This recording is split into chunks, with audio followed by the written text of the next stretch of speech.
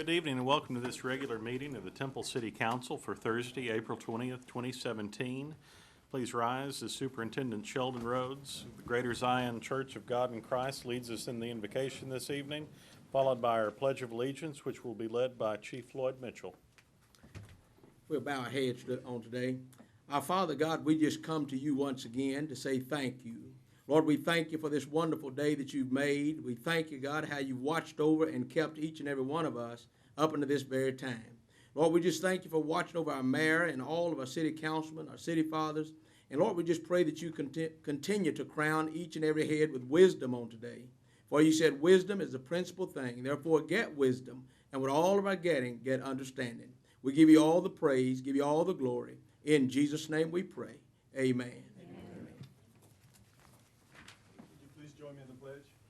I pledge allegiance to the flag of the United States of America and to the republic for which it stands, one nation under God, indivisible, With liberty and justice for all.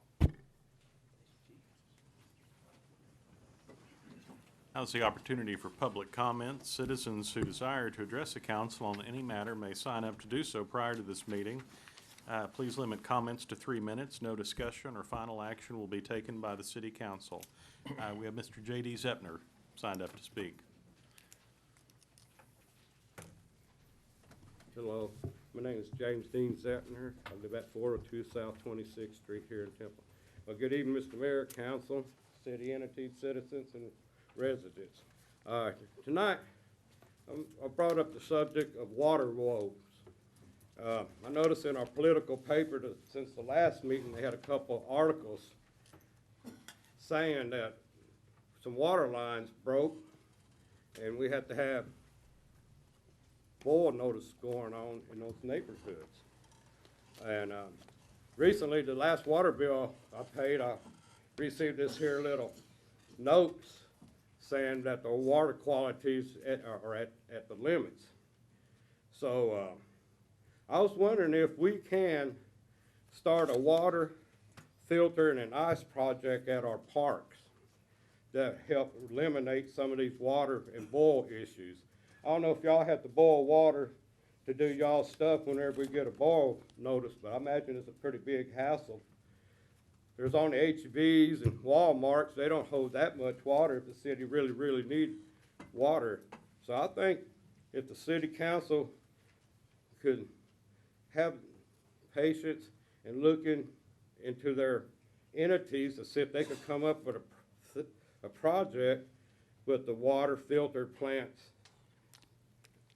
at the city parks. By putting them in the parks, we could generate a little bit of money, but not much for certain entities of parks. For an example, at Wilson Park, there's a football field we just built. There's four baseball, 2 soccer fields across the hill, another 2 baseball parks, a community center, and 3 buildings there for the community and the special clinic. I was wondering if y'all could maybe try to get a water filter ice plant at certain parks, the major parks, and for example, for Wilson Park, we have the free medical clinic, and the proceeds of that money from the water, it ain't gonna be much, but it might help the free clinic to get by. There's at Wilson Park, there's at Miller Park, and Doctors Park by Travis. Maybe those 2 parks that have a water filtration and ice plant there to help out the schools, the teachers. Because the teachers spend a lot of their own hard money to educate our kids, and I think it's only fair to our teachers to be reimbursed for some of the money. If we could collect some funds off of that, it might be able to help the teachers to teach our kids and take them on field trips and whatever the teachers deem necessary to provide to the students. Plus, several parks have the fire and the police department there, and some of those areas money could be generated for the police and the fire department for programs to help with the children and the elderly folks in programs. Just little example. It ain't no money thing, but it will purify our water, and we got good water sources here. Thank you. Thank you, Mr. Zebner. Item 3 is the consent agenda. All items listed under this section are considered to be routine by the City Council and may be enacted by one motion. If discussion is desired by the council, any item may be removed from the consent agenda at the request of any council member and will be considered separately. Council, this is item 3A through 3S. Are there any items that you wish to remove for separate consideration or discussion? If not, I will entertain a motion on item 3A through S. Motion to approve item 3A through S. Second. Motion and a second. Madam Secretary. Mayor Pro Tem Cloud? Aye. Councilmember Davis? Aye. Councilmember Pilkington? Aye. Mayor Dunn? Item 4, first reading and a public hearing. Consider adopting an ordinance authorizing amendments to the City of Temple's Unified Development Code, Article 4, related to the residential dimensional standards, and Article 5, Section 5.3, related to specific use standards to allow two-family residential dwellings or duplexes in a two-family dwelling zoning district for existing platted lots with a width of not less than 50 feet, subject to additional compatibility design standards primarily related to parking, landscaping, and architecture. Mr. Chandler. Thank you, Mayor and Council. As you can see on the screen here, the Planning and Zoning Commission has had a lot to say on this topic. It was tabled twice for collecting additional data, including mapping, and I'll show you what some of that data looks like in just a second. Of course, this is first reading. But just to start off with the code amendment objectives, of course, this is for 50-foot to 59.99-foot lots in a 2F or two-family zoning district to allow duplexes on lots of that width. And so just keep in mind that most of the neighborhoods that are zoned 2F are single-family in character, even though the name suggests that they're duplexes. And so the first objective is to address the basic compatibility of that situation of having single-family homes with the possibility of having duplexes that are either sandwiched between two single-family homes or next to single-family homes.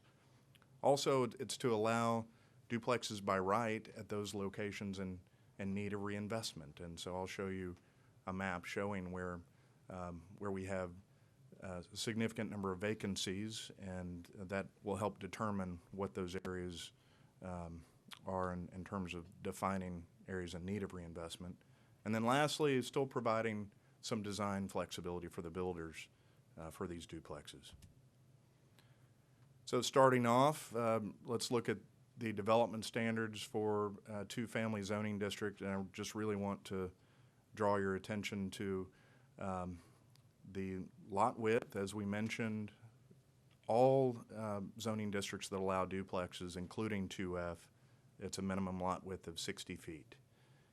And then the minimum front yard setback is 25 feet. And so in some of these older neighborhoods that have a character of houses that are much closer than 25 feet, that's one of the challenges that we're attempting to address with these compatibility standards as well. All right, so this is a review for council because we have presented the majority of these design standards back at a workshop in November and then at your council retreat in February. But essentially what's on the page here are a combination of architectural and landscaping standards proposed to address the compatibility of a duplex in primarily a single-family neighborhood. And we're really just talking about existing platted lots that are already zoned 2F. And so what is proposed is for a builder to select 5 of the 8 following standards if parking is to be in the front. And so I'll draw your attention to a picture to the right, which we've used this as a good example to test the standards, but also in all the various presentations to show a duplex that essentially in East Temple that has utilized a bunch of these different standards. And in this case, parking is in the front, and so 5 of the 8 standards that I'll go over would have been required. Now, if parking is on the side or rear, lower the standards in terms of the number from 5 to 3. So starting with architecture, front offset porches is one option like you see here, or a single porch across the entire facade, or a 4-foot offset, so kind of a change in the building footprint in the front. A masonry front is the second example. However, if the neighborhood or the block has mostly siding, then get credit for that, because it's about compatibility with the neighborhood. And so using hardy board instead of wood or vinyl, but essentially, they look similar and meets the character. Number 3 would be a front single gable, like you see here. Another option would be like you see this older Craftsman bungalow duplex that's also in Temple down the bottom left-hand corner, kind of offset gables as well. As far as landscaping goes, parking is in the front, providing a 2-foot planting or green strip just to kind of break up the concrete a bit and provide some green there. Number 5 is a contiguous green front yard area of minimum of 100 square feet, like you see in this picture. Number 6 would be to plant qualifying 2-inch canopy trees in the front. And once again, if parking were to the rear, the need for that additional screening and breaking up the kind of the concrete in the front is really not needed, but that's still an option of the 3 requirements that you would need if you park to the side or rear. Also, something new since we met at the retreat was just in conversations with Temple Area Builders Association and duplex builders at that meeting, suggesting that the preservation of existing trees should count towards landscaping. And so it's a great idea, makes sense. We're proposing that as well. So that could be one of the 3 or 5 requirements, if whatever the case may be. 7, planting sod in the front and side yards. And then lastly, number 8, a minimum of a 3-foot deep front flower bed. And so related to parking, if parking is in the front, then limiting that to 4 9x18 parking spaces, yet encouraging parking to the side or rear, and a 10-foot drive to the side could also allow for parking on that, and it's also a reduction from our normal driveway standards, which require 12-foot wide drives. So allowing a 10-foot drive and a 12-foot apron, which is also consistent with the neighborhoods where you see a lot of the 2F zone property. A public sidewalk where one exists or is in disrepair, just to ensure that it is replaced or preserved. And that really just reinforces a chapter in our Code of Ordinances, but just to clarify that. And then 11, a private sidewalk if parking is on the side or rear. And if you look at this aerial to the right here, you can see a sidewalk that connects from essentially a front door to the street. This is for mail delivery, but also just for the character of these older neighborhoods that often have that as a kind of a character-defining feature that you would find. And then lastly, a front setback, trying to make sure that the front setback is consistent with the other single-family homes within the block. And for example, if you look at this same aerial, this is on South 27th Street, and actually a property owned by one of the duplex builders. This vacant property is between 2 single-family homes that have an estimated setback of 15 feet. And so if they push that building back to 25 feet per code, then it would really, it wouldn't be consistent with the neighborhood. So providing an opportunity to push that building closer up, kind of within 5 feet of the average setback of the houses on either side, not to be less than 18 feet, which is the depth of a parking space if the parking is in the front. But if parking is to the side or rear, then they could push it all the way to 15 feet and have a larger backyard. And just to use this example again on 1314 North First Street, this is just showing a historical precedent of where we have duplexes within single-family neighborhoods. And you see all the numbers on there. Essentially, the 12 different standards that we just reviewed, this example incorporated all of them to some degree or another. So point being is this has been done successfully for many years to have compatible duplex structures between single-family homes. All right, some new information since the February 10th council retreat. I mentioned that we had a discussion with the Temple Area Builders Association, and that was on February 16th.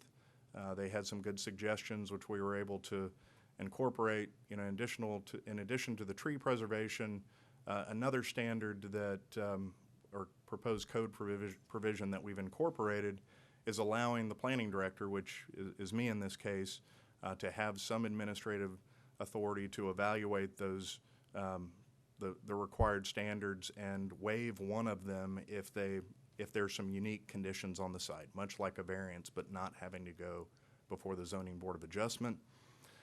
Now, the Planning and Zoning Commission, as I mentioned, they saw this three different times, and some of that was related to concerns that were brought up in the first meeting. First of all, it was about trying to really wrap our heads around the number of properties that would be impacted and the potential impact on these existing single-family neighborhoods, and trying to make sure that we weren't proposing some standards that would have unintended consequences of eroding the single-family character of these neighborhoods in the future. And just to show you an example to the right, this is at 1214 Cali Roble, just to the east of 31st Street and south of Canyon Creek. Single-family neighborhood, and that does not have vacant lots in it. And this is an example of a 50-foot lot. Not all of them are, but as originally proposed, as originally discussed with you all, and P&Z brought up the question of, okay, what do some of these neighborhoods look like? Well, as originally proposed, a duplex could potentially replace this single-family home. And so that's what we wanted to wrap our heads around, is to be able to meet the three objectives that we already talked about, while also not creating some unintended consequences of encouraging the replacement of intact single-family homes with duplexes.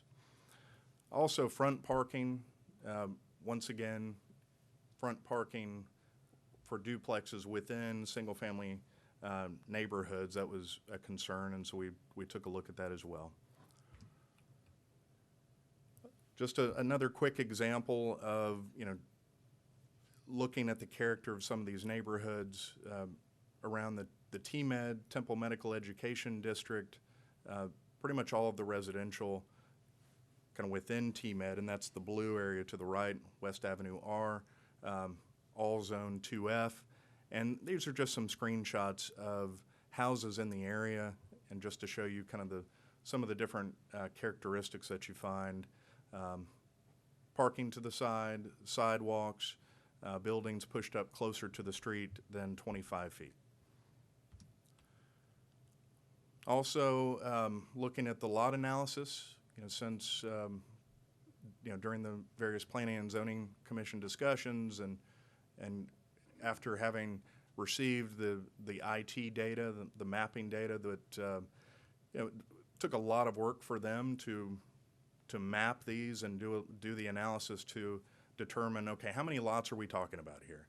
There are over 6,200 2F zoned lots throughout the city, and with the hard work of IT, they were able to estimate that essentially 234 vacant lots meet the lot width proposal that we're talking about, 50 to 59.99 feet. But also, I think it's important to point out, and I'll show you a map in just a second, that there are 207 others, 2F zoned properties that are primarily larger than 60 feet, and most of those could be built on today without compatibility standards. And then, once again, you'll see in the map that where these vacant properties are in 2F zoned districts, they're fairly evenly distributed, with one kind of glaring exception in Southeast Temple, which we'll show you what that looks like. So here's the map, and you can see that essentially the red parcels, those are the 50 to 59.99 foot wide lots. These are the ones that would be eligible if these standards are approved for building duplexes. And as I mentioned in the previous slide, they're pretty well distributed throughout these 2F districts. Now, keep in mind, we have other 2F districts that are off the map, but they don't have vacancies, vacant lots, so I did not include them. But I've also circled the Crestview subdivision area that is essentially bound by East Avenue H, East 30th Street, and South N Street, and then the railroad tracks on the west. You can see that there's a much higher concentration of these vacant lots in that area. And so I think we could all reasonably say that that would be an area in need of reinvestment. Now, it's also important to point out that that there is single-family builder interest in this area as well. And so that's an exciting kind of new development in this part of town. And you know, Bryn Myers gave you a presentation at the workshop today just about neighborhood revitalization. And so all of these factors are factors that have kind of come up since we last discussed this topic and are probably worthy of consideration. All right, just show you a couple properties. I'd mentioned 1016 South 27th Street, and we're going to spend a little time looking at it as kind of a case study because it's one that, for one, had a variance was applied for to build a duplex on a 50-foot wide lot in a neighborhood that doesn't have many vacant lots and also does have those characteristics of buildings pushed close to the street, sidewalks, alley access, and so it's one that it's a good one to kind of test these compatibility standards. And here's a street view. You know, that the house is gone, but you know, just that Google Street View kind of shows you what we're talking about. Buildings pushed up close to the street, and that's where we estimated a 15-foot setbacks on either side of this now vacant lot. Tree-lined, alley access for some of these, but parking primarily is to the side or rear. And then to the right, the site plan that was submitted with the variance request shows that there are 10-foot, 1-inch setbacks provided on the side, which, with these standards, would allow for side driveways and parking to the side or rear, but it would provide some flexibilities because we want to make sure that what we're proposing would work, and we've got site plans that show that it would.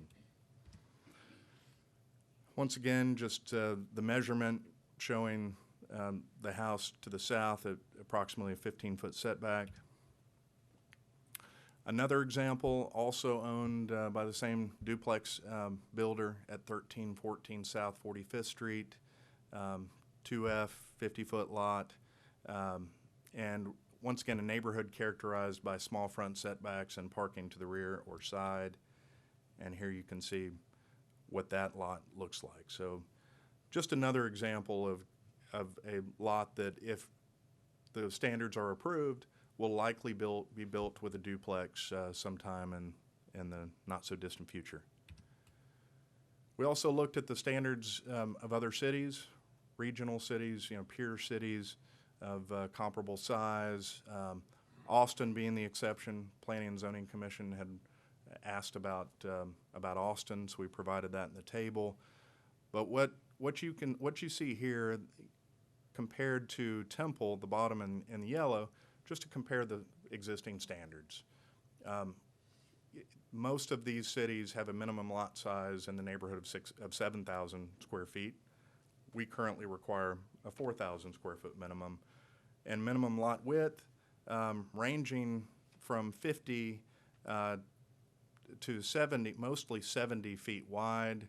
But what you'll see in College Station and Georgetown is minimum lot width of 70 feet, but it'll allow a 60-foot minimum lot width if parking is to the side or rear. And so what we're proposing, of course, is allowing with 50 under certain circumstances. Not all of them, the 50-foot wide lots would require parking to the side or rear, but if the character of that neighborhood is such, then that allows for additional flexibility.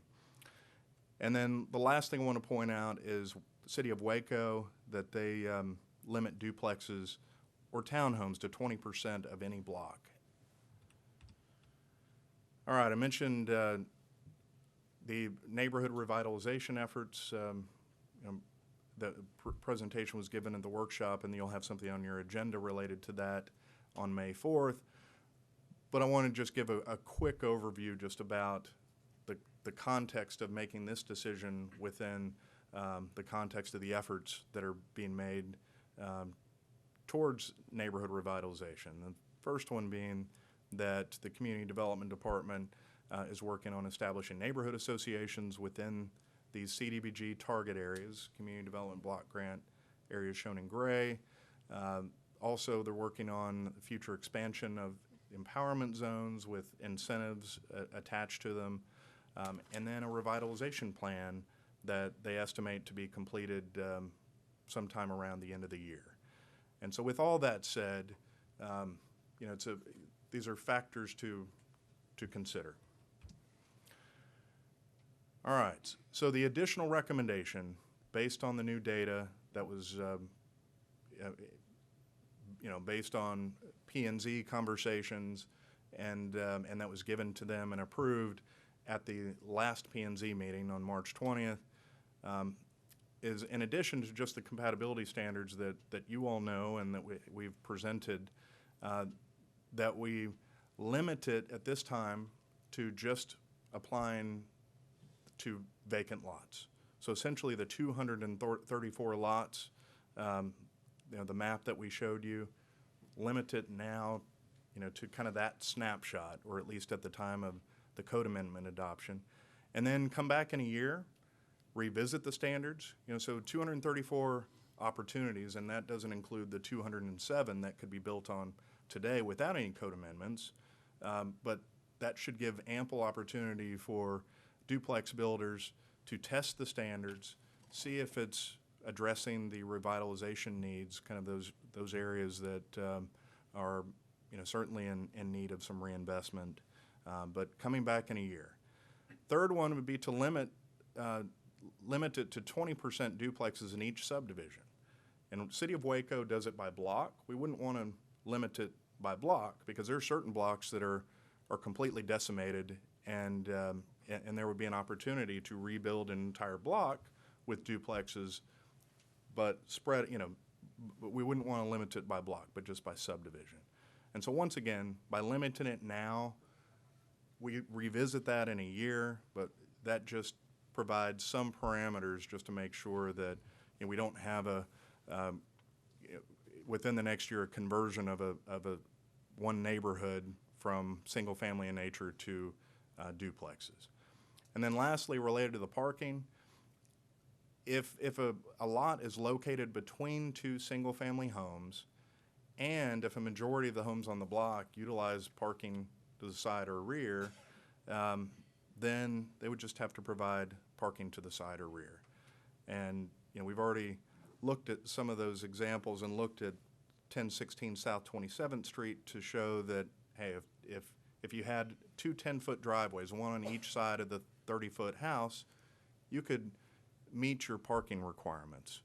And that's either as solid concrete or ribbon drive, which you'll see a number of ribbon drive examples. Those are just the concrete strips that you see in the older neighborhoods. This one being an example, once again, 1314 North 1st Street, 50-foot lot, but you can see actually ribbon drives on one side and solid concrete on the other.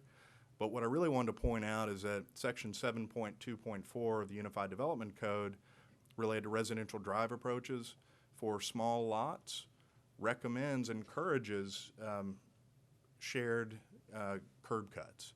And so that is an option, and it's just, but also the UDC does encourage that. Now, there are plenty of other options to meet a side or rear parking, but you can see how that has been successfully used in some of our older neighborhoods with this picture. Another example of an older duplex at 1106 North 5th Street, also a 50-foot lot, and you can see that they just have two solid driveways on either side. 1516 North 5th Street, you may remember this zoning case. It's actually an existing duplex in a primarily single-family neighborhood near the historic district, but is a non-conforming structure. Duplex in a single-family home or a single-family district. In order to sell and for the buyer to be able to get a loan on this property, it needed to be rezoned, and it was. But this property uses a different type of side and rear parking that could meet that need. And the last example, parking to the rear. This is at 302 South 25th Street. And you can just see how they utilize the alley to provide parking to the rear.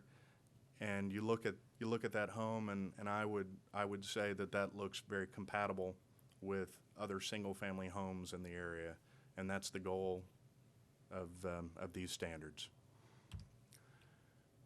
At the March 20th meeting, Planning and Zoning recommended unanimous approval per staff recommendation. Of course, there were a lot of extra discussion, a lot of extra slides, which I know this seems like a long presentation, but at least I didn't add the other 100 that we've gone through at P&Z, so appreciate your patience. And I just have the standards that you've already seen. I have all three of those slides available if it's helpful, if as part of a motion, and I'll come back to those, but essentially that's it, and I'd be happy to answer any questions. Ron, how would we calculate 20%? The 20% would, we would have to do that in terms of when a permit comes in, looking at the number of duplexes within the subdivision and making sure that that additional duplex wouldn't exceed the overall 20%. So it's based on existing and proposed duplexes. And so lot numbers, lot quantities? just by a duplex would count as one, not by unit, but by lot. There were 100 lots, there could be 20. Yes, sir. Yes, sir. And once again, that is a standard that we kind of borrowed and modified from the city of Waco, just as a way to make sure kind of in the next year, provide some assurance, not that it's even necessarily likely or plausible that a single-family neighborhood could be transformed to a duplex neighborhood in a year, but that is one of those standards that we would really take a look at after the year and see if it's needed, see if the number needs to be adjusted. But yeah, that one in particular would need some additional evaluation a year from now if these are approved, when we come back and have this conversation to see how it's working. Revisiting it, would that be if it wasn't working, to maybe open it up more? I would hate to come back and somebody's bought a lot planning to build a duplex and then we make it where they can't. Well, and that's a good point, because that question did come up at Planning and Zoning by an investor, a duplex investor, and I don't, it's up to you all, but my answer to him was that I don't think the intent would be to further restrict which ones you could build on. We would probably evaluate the actual, the standards themselves and not create a situation in which a piece of property has been purchased with an expectation to be able to build, and then all of a sudden we revise the standards in a year and he or she can't. I don't think that's certainly not the intent, but we would certainly defer to council's guidance on that. That could also make, with the 20%, could make kind of a race. If 2 or 3 people went into a subdivision and they might not know that the other people already bought one and were planning to build duplexes, and they get in line last. Sure, and yeah, it's good point. I mean, I think the 20% one is probably the most challenging of all those standards, and you know, so you raise very good questions, and administratively, you know, it'll be a challenge, one that we'll take on if it's part of the adopted ordinance, but it would be extra steps administratively as well. So, you know, that's important to weigh the pros and cons of that.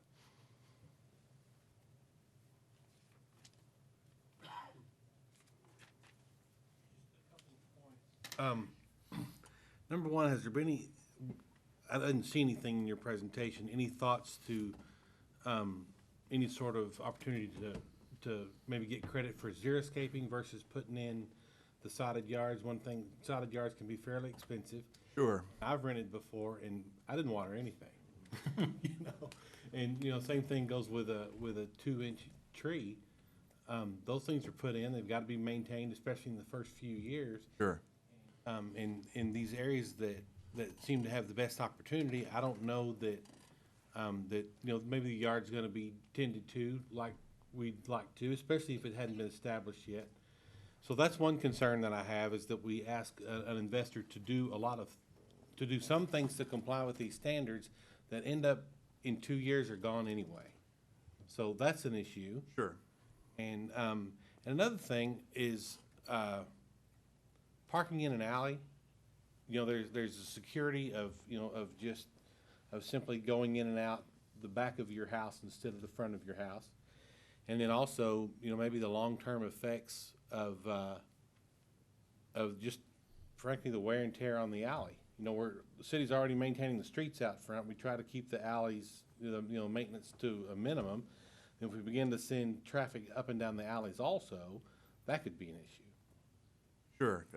Very good question. So to address your first one, xeriscaping, certainly the way it's written right now, part of it could be xeriscaped. I mean, the flower bed, for instance, the 2-foot planting strip between the parking areas could include river rock or decomposed granite, along with maybe some native grass that, you know, doesn't require a whole lot of water. But in order to get the credit for the side and front sodding, then the way it's written right now, it would need to be grass. But you could do the flower bed. You could provide xeriscaping and get credit for other items. The trees, you know, it's a good point. We're trying to provide the flexibility too, to say they're the experts. They know the market. They know what it takes to maintain properties and where they've had challenges of keeping landscaping alive, quite frankly. So we're trying to provide enough options so that they don't have to rely on that one, the 2-inch caliper trees.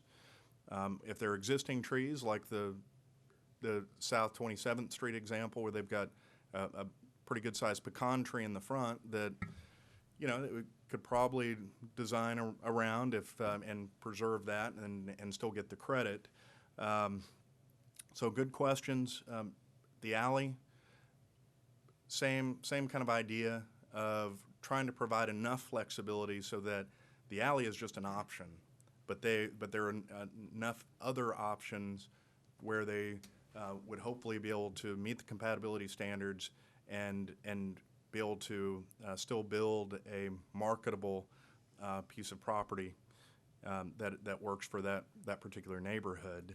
So the alley, yes, it's most properties that's not going to be the preferred option, but like the one on South 25th Street, where that was a corner property, the alley worked out really well for that builder to be able to provide the parking to the rear and probably limit some of the hardscape as well, you know, just because they could put their parking right off of the alley, still have the front yard, still have part of have a backyard, albeit smaller, Other options, something that we could explore with Public Works, but just having seen different alleys throughout the city, I presume that there are some folks that have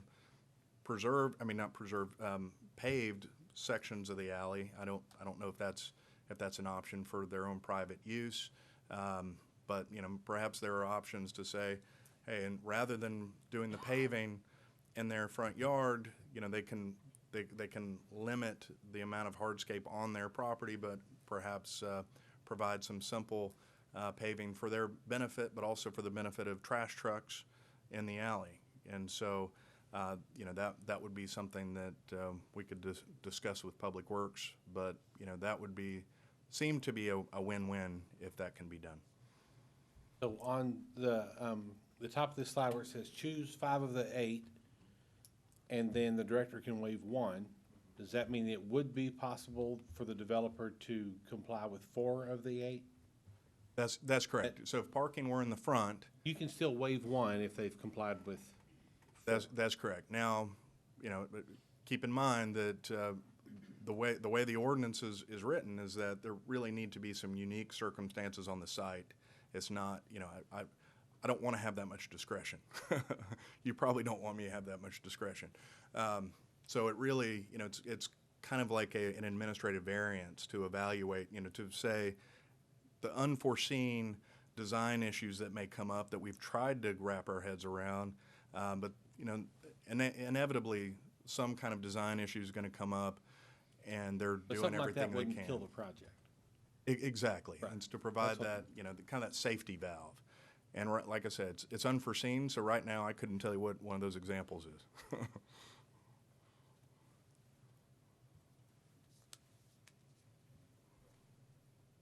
I'm going to open up the public hearing very shortly. Good. Well, my only comment is that, we have been working on this a long time, and that I appreciate the work that staff has done. I also appreciate that there are, that if we can make this work, there are developers out there that are ready to move in some areas that we know as a council need to be addressed. So I think it's important to me, and I think it's incumbent upon the city and the staff that we make this, that the city really come alongside and be real players, real good teammates with the developers, and that we streamline this process and we give as much leeway as we can. We've developed, we've identified an issue, and then what I don't want is for something like this to end up being something that kills that opportunity. Does that make sense? Yes, sir. That's a very global, helicopter type view, but I just don't want to make this so difficult that it ends up not being worth it. At this time, I will open the public hearing. Anyone wishing to speak on this matter may do so. Please step to the podium and state your name and address for the record.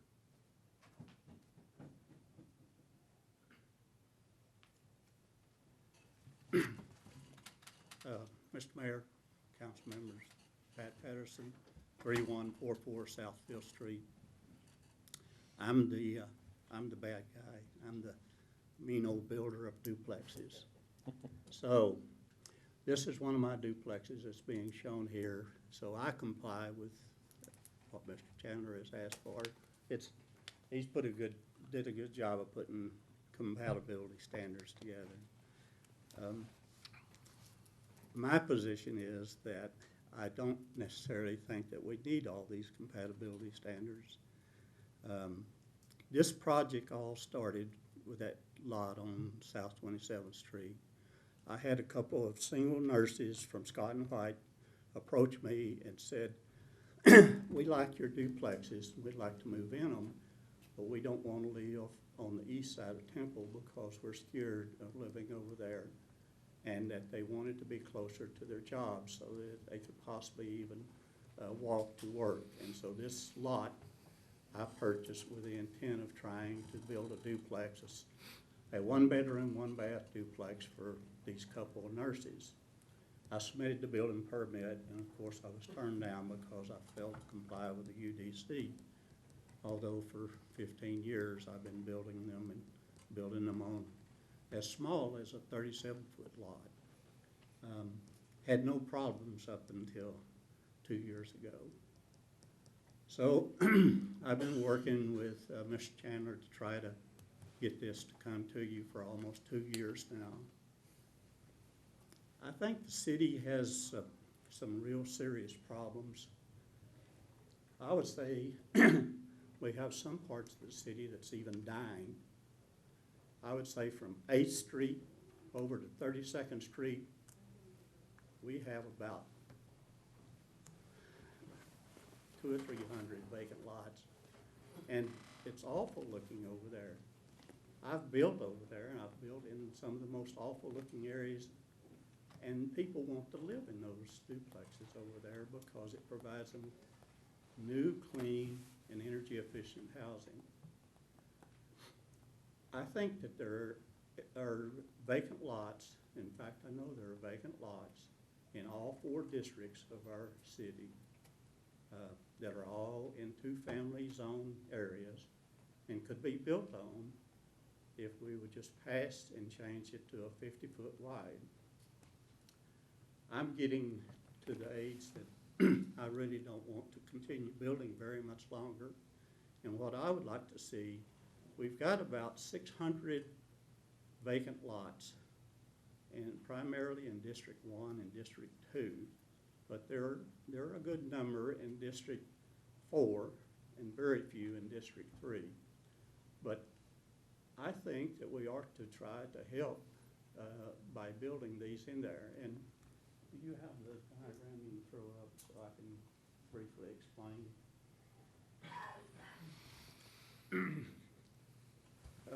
This is the street. Can you raise it up just a little bit to get the bottom of the, there you go. This lot at 1016 South 27th is a 50-foot by 140-foot lot. If you raise it up just a tiny bit more, the houses built on both sides, one was built in 1928. It's worth on the tax rolls $41,469. One to the left was built in 1940 and it's worth $49,755. I'm proposing to build a $90,000 duplex on a vacant lot that'll bring in $1,700. Currently, the lot is worth $37.50 and I pay a little over $100 for that each year. So what you're looking at is $100 versus $1,700. Mayor, I think you know, as a realtor, that when I would go to a bank and say, I want to build a house on this vacant lot between 2 $40,000 houses, and I want to borrow $90,000 to build it, they're going to require me to put about $50,000 down. So it isn't going to work for single-family houses on these vacant lots in these older neighborhoods any longer. It won't work. You can't build them unless you've got a lot of cash. And so a duplex, it provides housing for young single people or elderly people. We'll work on that and we'll provide the money. So I'll stop all my preaching. I'll just ask you to ask me any questions you want. The city is taking down between 20 and 30 houses a year, either by demolition or by the fire department tearing them down after they've caught fire or they're burning. We're building, last year, to the best of my knowledge, 1 house was built in this whole area. So you can see, Mayor, in your term on here, 100 additional vacant lots have come on. And that's what's going to continue to happen unless you implement the incentive program that the city manager talked about in the workshop. And I applaud you. Good job. Patterson, if you don't mind Go ahead. wrapping it up. I'm wrapped. Okay, thank you. Any questions? Thank you, sir.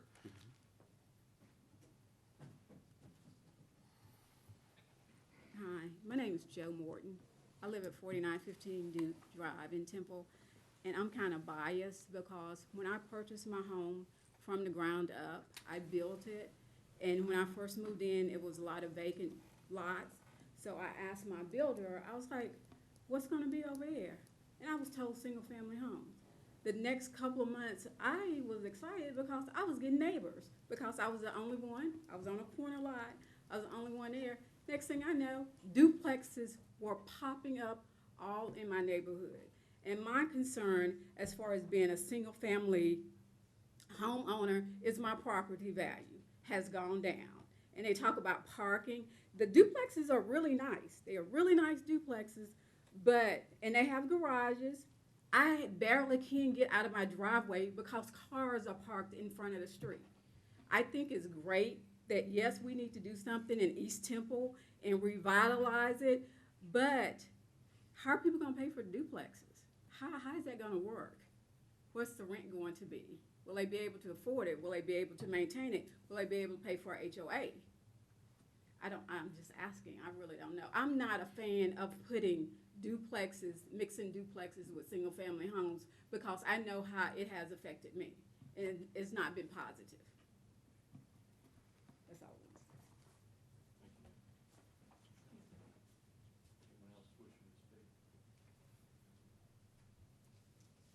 I will declare the public hearing closed. A couple of things. We have been working on this for a long time. The fact of the matter is that while these lots are spread all over town, we have a significant number in an area that desperately needs to be revitalized. And because of the way that a lot of the lots are set up now, we're unable to encourage development of those. And if we are ever going to encourage development and redevelopment in East Temple, it's not going to be just duplexes or single family. It's going to have to be a mixture of all of those. And I appreciate all the work that Mr. Chandler and the entire planning department has done on this, because 2 years worth of work almost makes I-35 overlay look simple. But I think that while duplexes in some circles have a bad name, I think that this gives us the ability to hopefully prove that they can be they can be a good part of a development. And I think that we as a city should encourage the development and give it a year and see how it goes, knowing that there is that potential for, as you mentioned, the unintended consequences in some of the other areas of town. Anything else? I'll entertain a motion on item 4. Do you have up, Brian, the original? I know you had some other suggestions on there.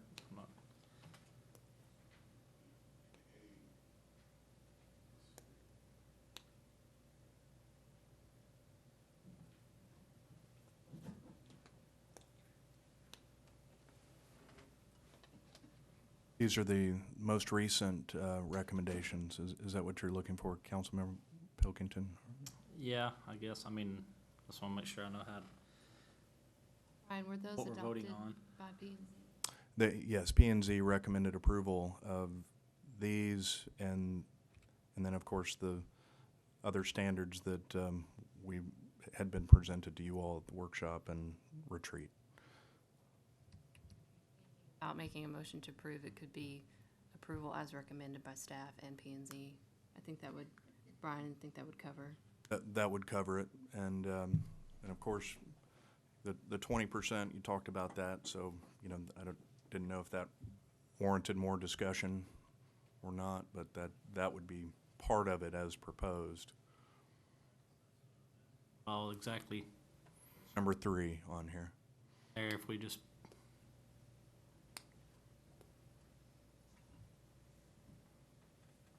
I do have some concerns on the 20%. I think that could cause some problems. As well as, I mean, the standards are good. I think there's gonna be some situations where you'd have to, everything you could do would be 5. I think there's a lot of situations where you couldn't do rear parking or side parking possibly, and then you're stuck with having to do all of the others. Any, oh, this is kind of a shot in the dark, but any feeling of the success that Waco's had with the 20% duplexes? Or do they have a bunch of, infill lots that are left because 20% of them are taken up in duplexes and nobody can afford single family on those, on the other 80%? Good question. I haven't checked with Waco. Guess that So some of I that is don't know. geared toward development around the university. Visiting the code amendments in a year, I think staff would feel comfortable if you were wanting to eliminate that 20% provision. It's really meant to address long-term unintended impact. So, one option for a motion, if that was your concern, would be as recommended by the Planning and Zoning Commission and staff, with the exception of removing the 20% limit. I move to recommend as presented by staff with the exception of moving the 20% limit and having only, right now it says 5 of the standards. I'd recommend only having 4.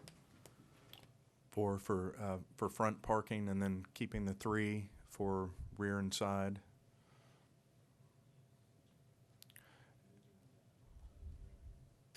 One discretionary. Mm-hmm.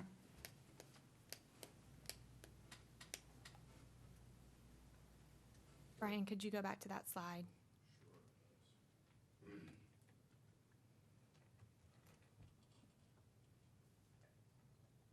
So it would be 4 of the 8 with the discretion of the planning director to eliminate 1, so 3 of the 8 if there were unique circumstances. Is that correct? Okay.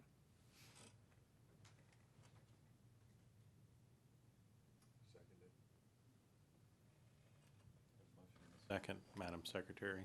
Pro Tem Cloud? Councilmember Davis? Aye. Councilmember Pilkington? Aye. Mayor Dunn?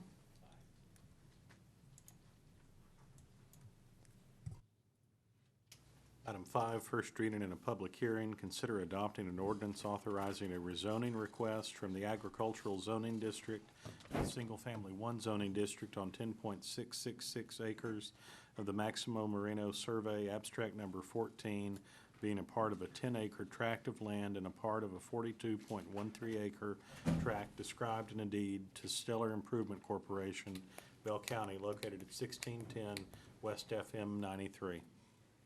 Ms. Redmond. Thank you, Mayor. This was heard at the Planning and Zoning Commission on March 20th, and we're here tonight for a first reading on April 20th, and a second reading is scheduled for May 4th. To orient you to the site, West FM 93 is to the south. The site is located here in this yellow block, and so Hartrick Bluff is to the east, and South 31st Street is to the west. The applicant is Mark Rendon with Stellar Homes and Lena Chate with Belton Engineering, who are with us tonight. The property owner is Stellar Improvement Corporation. The site is approximately 10.6 acres. Currently, it is vacant and undeveloped, and we are here for a rezoning request from agricultural to single-family 1. So here are a few site photos. Currently, there is an existing Drexel Loop street. So the project would include an extension of this road. So on the left, we're looking north and to the site at what is a temporary easement currently existing. But once this project is developed, that temporary easement would be removed.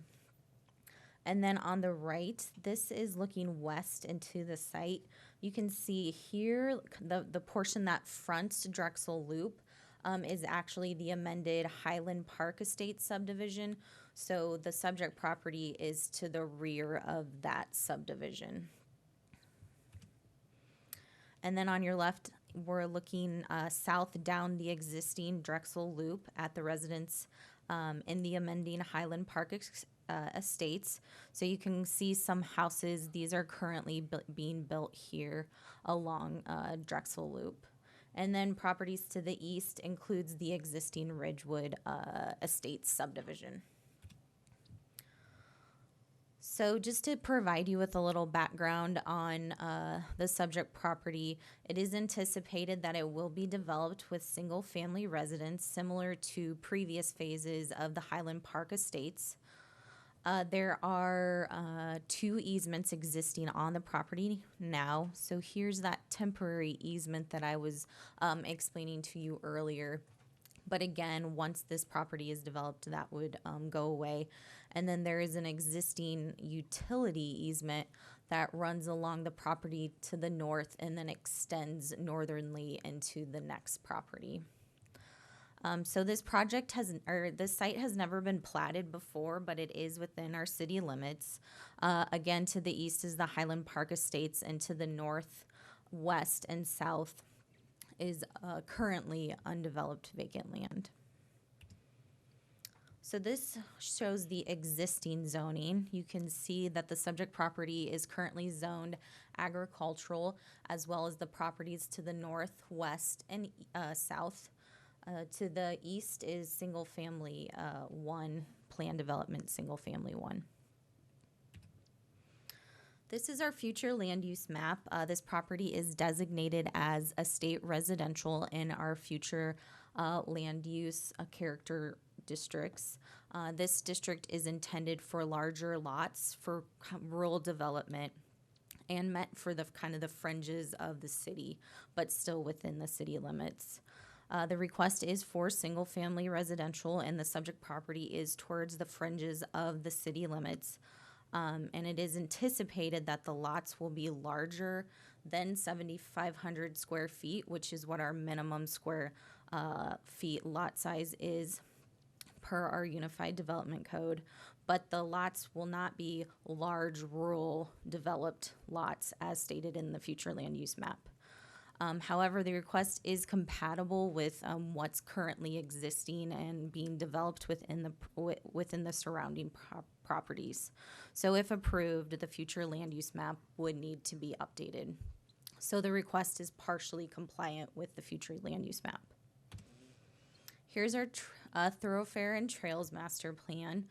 You can see the property is accessed off of Hartrick Bluff, which is designated as a collector street in our thoroughfare plan.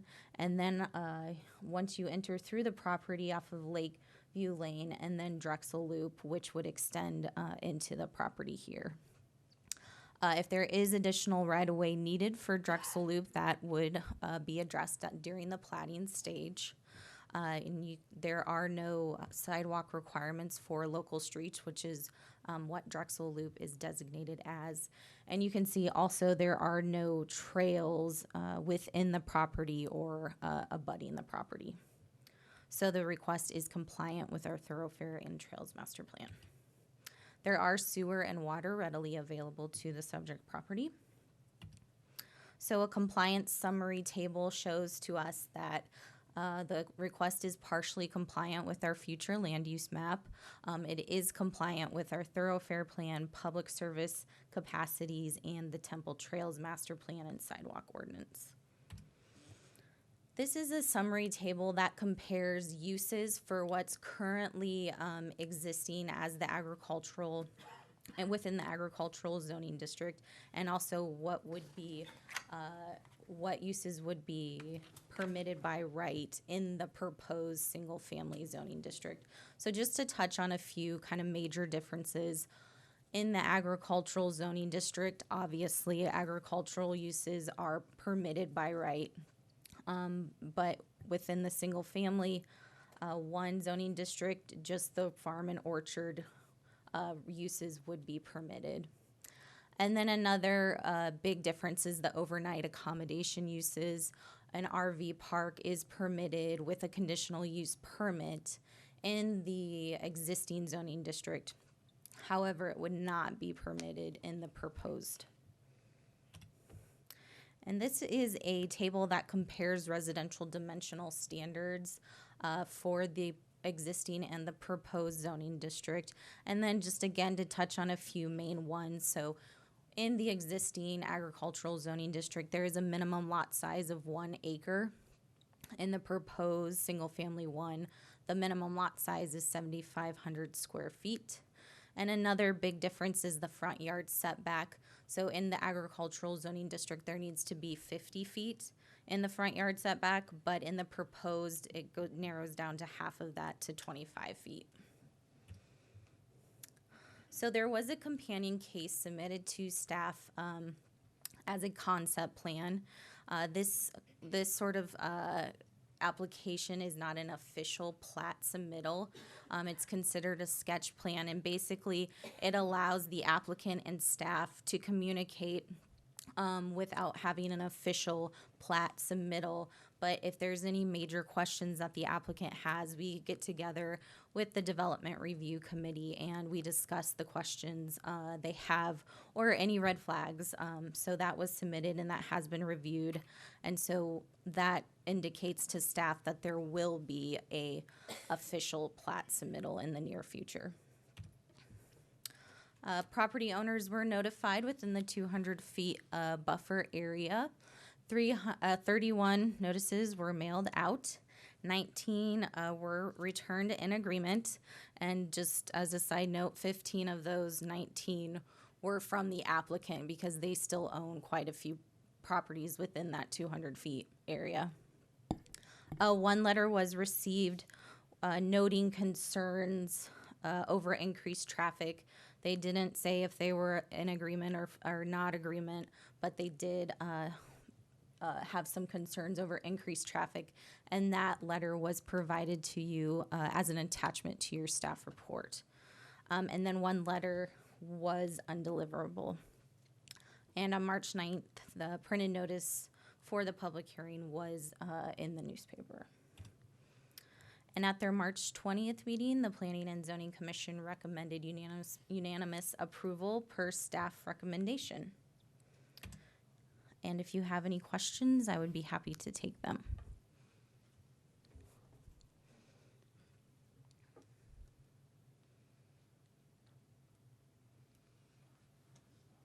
Public hearing. Anyone wishing to speak on this matter may do so.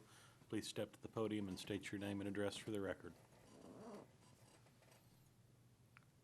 There being no one wishing to speak, I'll declare the public hearing closed. Council, your pleasure on the first reading of item 5. Motion for approval, item 5. Second. Motion to second, Madam Secretary. Mayor Pro Tem Cloud? Aye. Councilmember Davis? Aye. Councilmember Pilkington? Aye. Mayor Dunn? Sorry. I'll be demoted.